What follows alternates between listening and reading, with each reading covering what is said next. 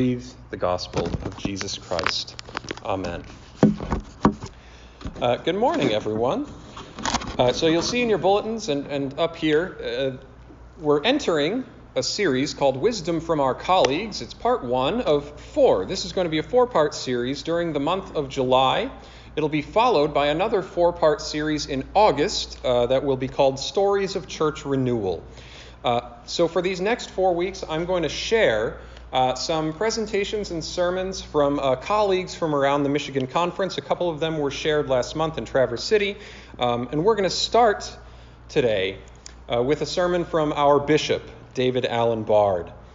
This was given last month to the Michigan Conference. Now, for those of you who don't know Bishop Bard, he's a delightful, small little man who has the same hairline that I do, and the same glasses that I do. He doesn't have the beard, but he is just an absolutely delightful, bright personality who has been a wonderful, wonderful leader for our denomination in the state of Michigan.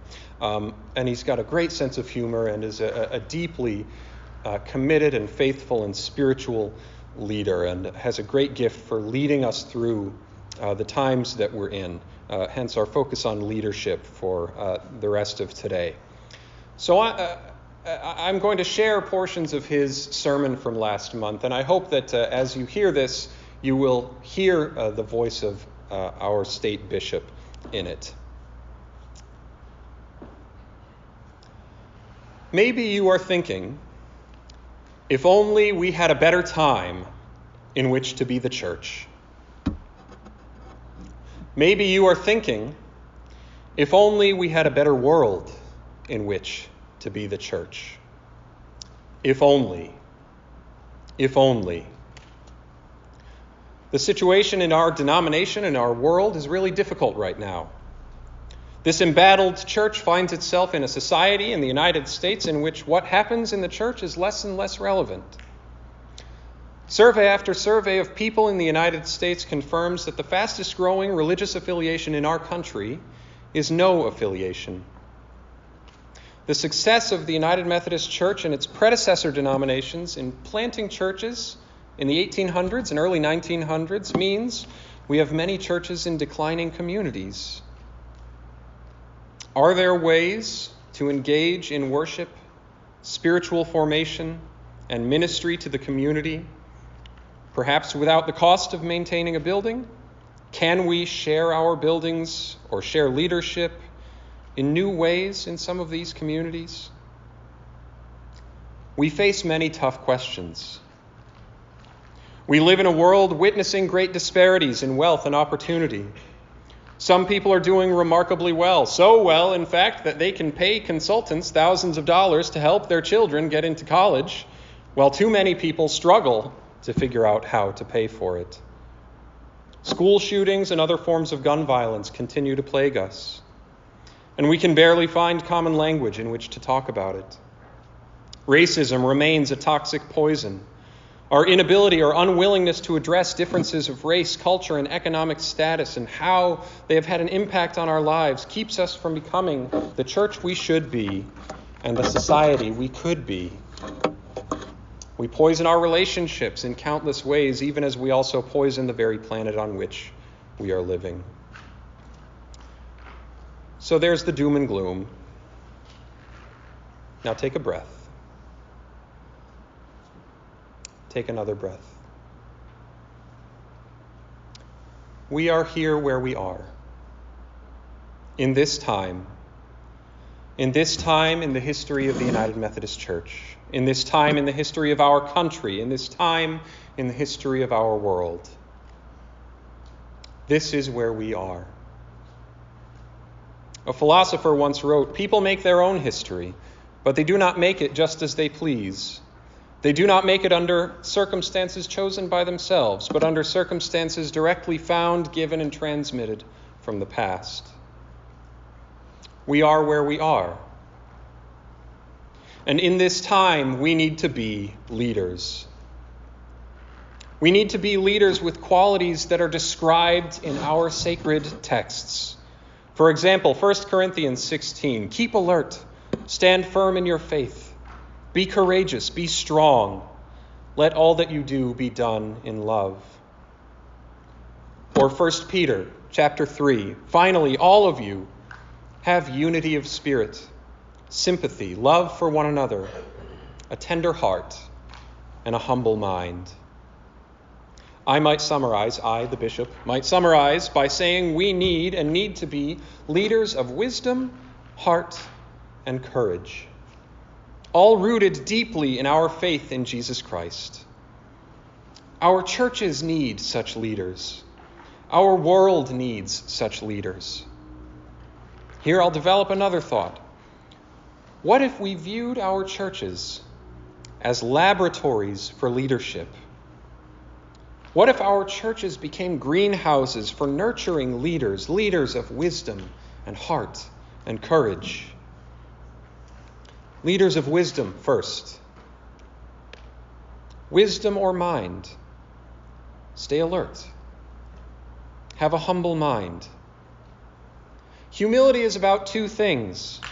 It is about self-knowledge, about knowing our strengths and limitations and gifts. It is also about openness to new learning and new growth. One can always learn more about the wonder and mystery of life and the love and the grace of God.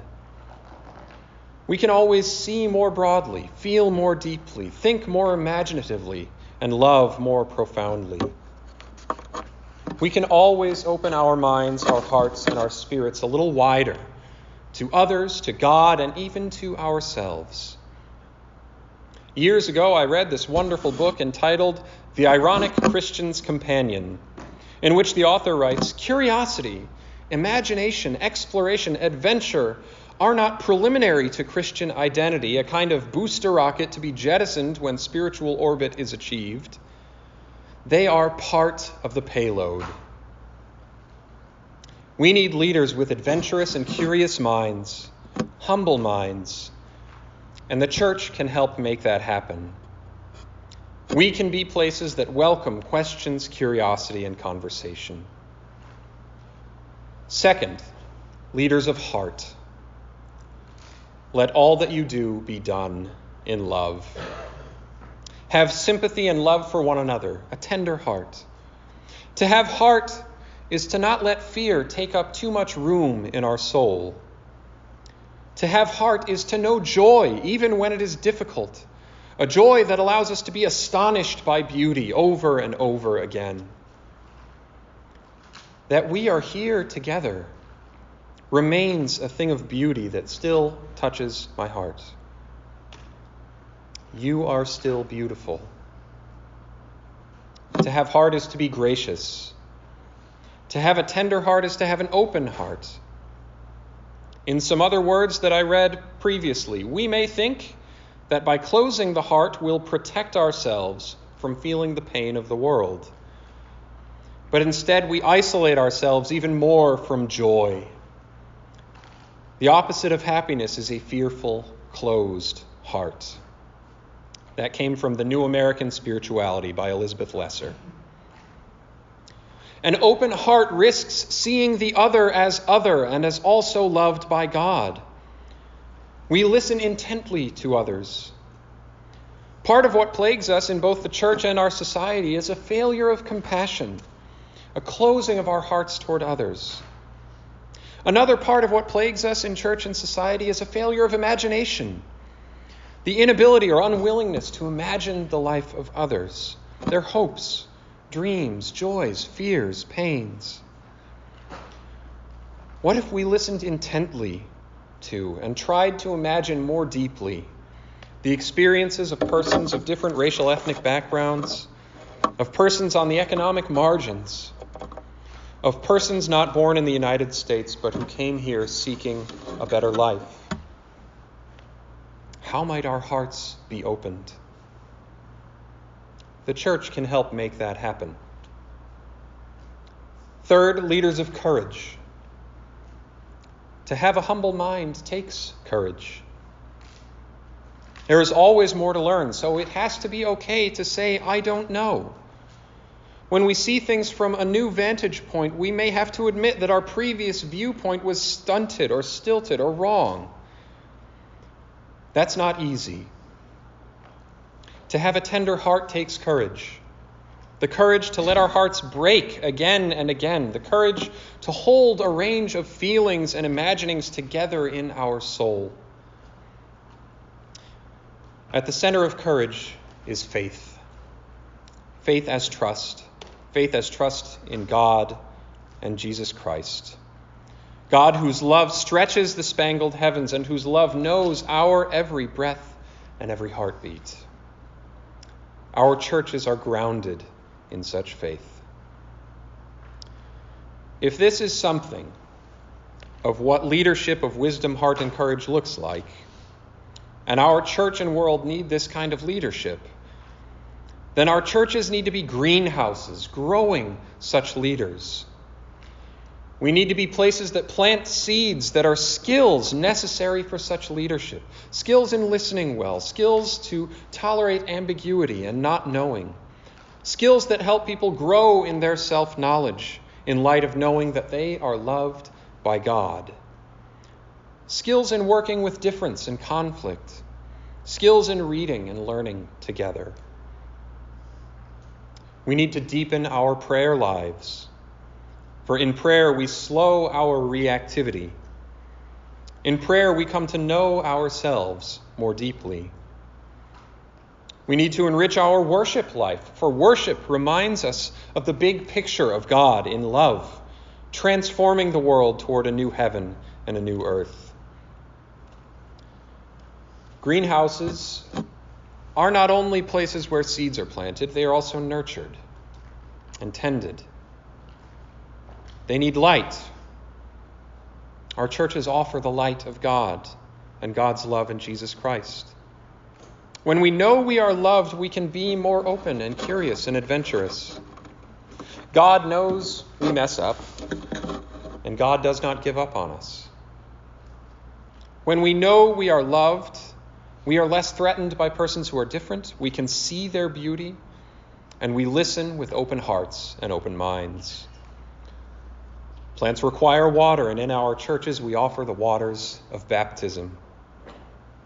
Those waters refresh and cleanse and move us along a journey of renouncing the spiritual forces of wickedness, rejecting the evil powers of the world, repenting of our sin, of using the freedom and power God gives us to resist evil and injustice and oppression in whatever forms they present themselves, of following Jesus Christ in union with the church, which Christ has opened to all people.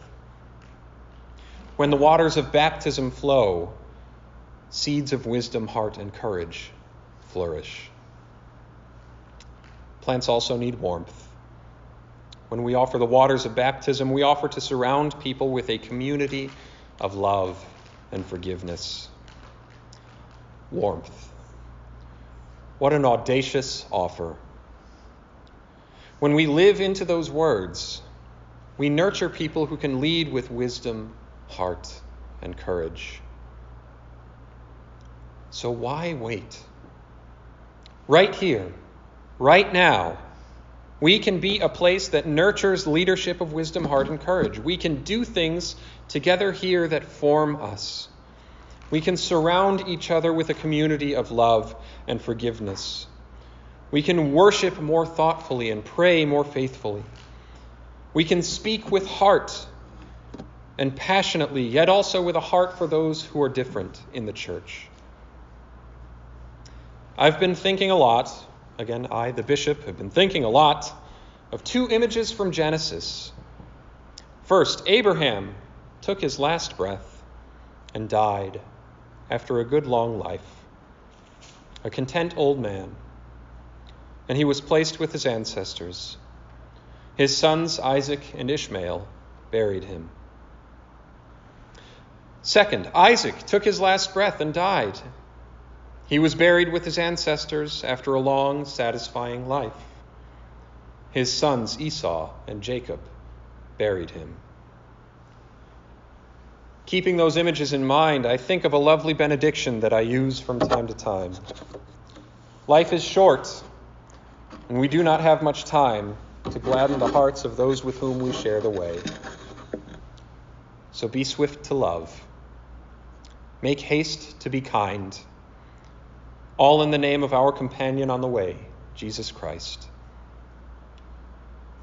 A community of love and forgiveness, nurturing seeds of leadership, seeds of wisdom and heart and courage, even at times like this, even here, even now. If only? No, not if only.